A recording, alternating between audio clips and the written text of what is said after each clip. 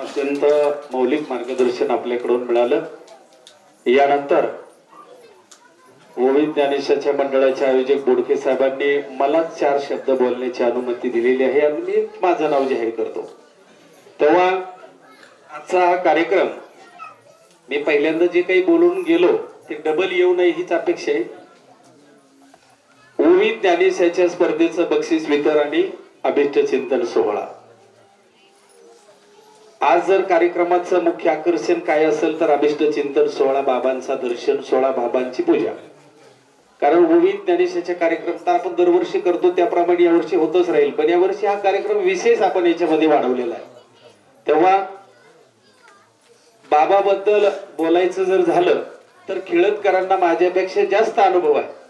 कारण बाबांचा सहवास मला खिळतकरांच्या नंतर मिळाला.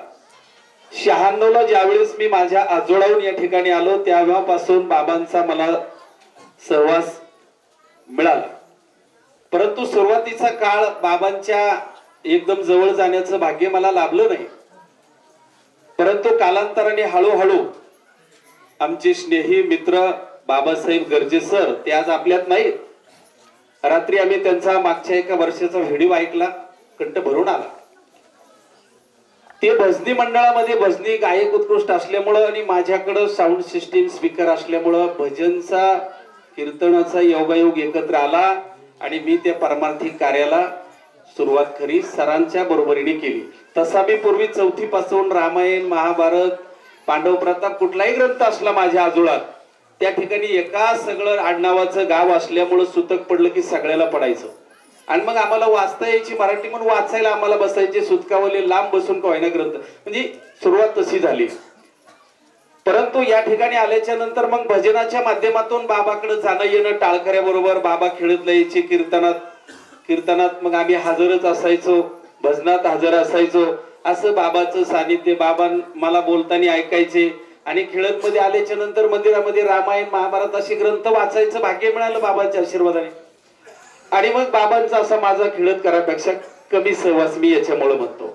परंतु बाबांच्या जीवनाबद्दल जर मी माझं चरित्र सांगत बसलो तर ते म्हणतात बाबाचा अभिष्ट चिंतन सोहळा आणि तू तुझं सांगायला. मला गुरु या विषयावर यायचंय की गुरु हा संत कुळीचा राजा. किंवा गुरुच्या बद्दल जर बोलायचं झालं आणखी अभंगामधून तर हरिपाठामध्ये अभंग आहे. कोणता मला आठवना.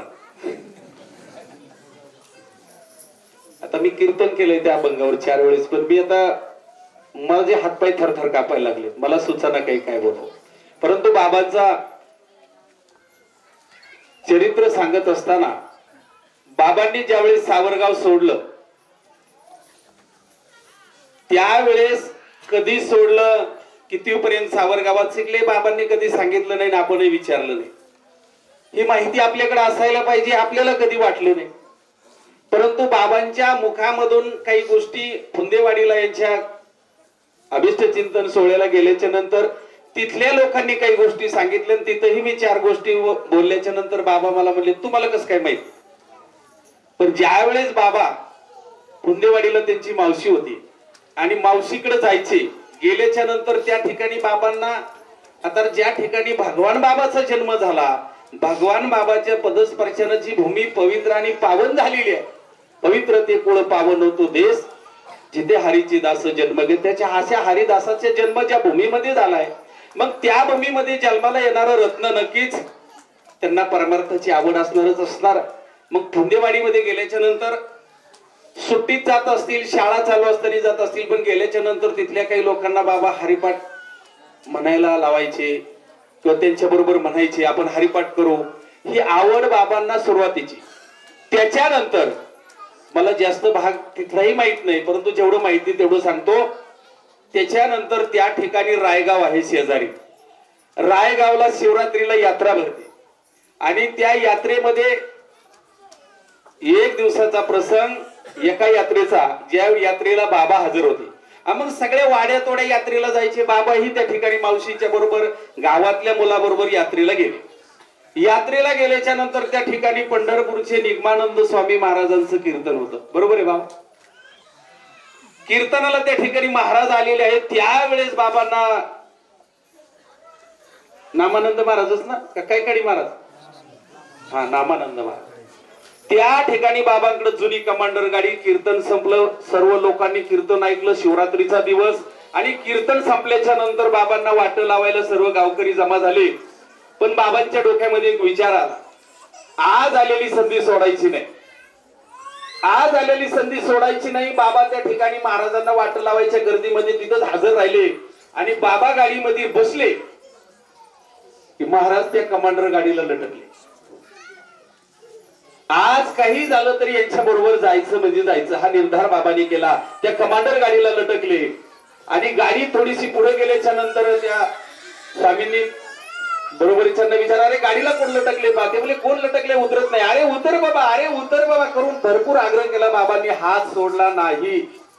पायरीवर उभे काही अंतरावर गेल्याच्या नंतर गाडी उभी केली. त्यांनी समजून सांगायचा प्रयत्न केलं, असं नको, येऊ नको आता, नंतर ये, अमुक तमुक सगळं. बाबांनी सांगितलं मला काहीही ऐकायचं नाही, मला यायचं म्हणजे यायचं. आणि मग बऱ्याच अंतरावर गेल्याच्या नंतर त्यांनी बाबांना गाडीत बसायची अनुमती दिली. असा बाबाचा या वारकरी संप्रदायामध्ये येण्याचा प्रवास सुरू झालेला आहे. आणि मग तिथं काही दिवस राहिल्याच्या नंतर बाबा आळंदीला गेले असतील, आळंदीचं शिक्षण झालं असेल. आणि मग आळंदीचं शिक्षण झाल्याच्या नंतर इकडे गावाकडे कधी आल्याच्या नंतर वामन भाऊचा गड निर्माण झालेला आहे, भगवान बाबाचा गड निर्माण झालेला आहे. भगवान बाबाचा नारळी सप्ताह सिंगुरीला त्या वर्षी होता, की ज्या वर्षी बाबा पैठणच्या यात्रेला आले आणि बाबाचं ठरलं आता सिंगोरीला भगवान बाबाच्या नारळी सप्ताहाला जायचं, तिथून वामन भाऊचा कुठं असेल तिथं जायचं.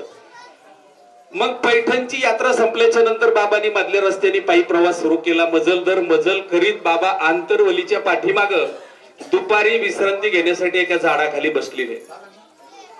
त्या ठिकाणी आंतरवलीचाच एक जावई, आता नाव माझ्या लक्षात नाही, सासऱ्याचे बैल घेऊन हाकायला गेला होता. असं आता घडत नाही. आणि ते आणून घालायसाठी निघाला होता. ते त्या ठिकाणी झाडाखाली बसला. बाबा झोपले होते. उठून बसल्याच्या नंतर बोलणं चालणं झालं, कुठं जायचंय काय? बाबांनी सांगितलं सिंगोरीला भगवान बाबाचा सप्ताह आहे, तिकडं जायचंय, मला थोडं लांब जायचंय.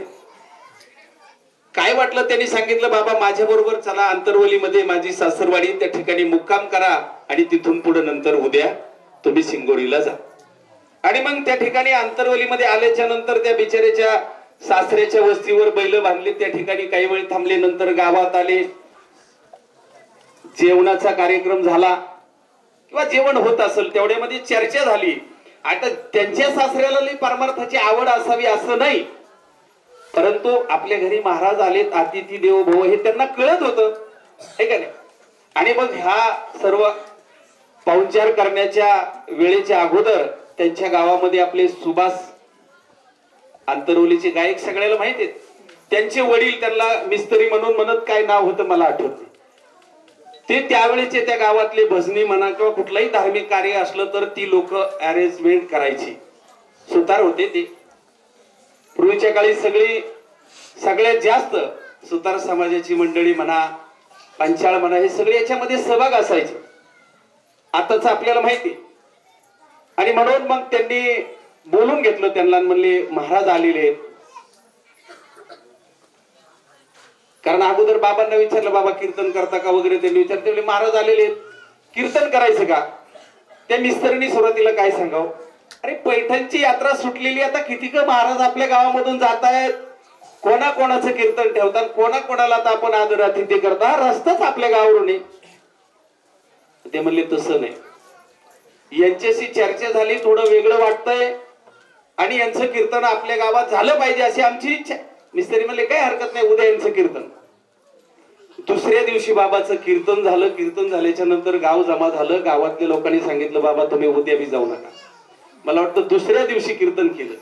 आणि मग कीर्तन केल्याच्या नंतर योगायोग 5 सिंगोरीचा सप्ताह अधिक महिन्यामुळे पुढे लांबला होता, 1 महिना योगायोग. आणि मग आंतरवलीच्या लोकांनी असा विचार केला की बाबा तुम्ही महिनाभर इथंच थांबा आणि सिंगोरीच्या सप्त्याला, तर सिंगोरी आणि आंतरवली शेजारी, शिवाला शिव. आणि मग महिन्यानी त्या कार्यक्रमाला जायचं ठरल्याच्या नंतर मग काय करायचं महिनाभर, त्या गावाने ग्रंथ लावला. ग्रंथ लावल्याच्या नंतर त्या ठिकाणी देवीचं मंदिर आहे, बाबा त्या देवीच्या मंदिरात वास्तव्याला राहायचे, ग्रंथ वाचन करायचे. असं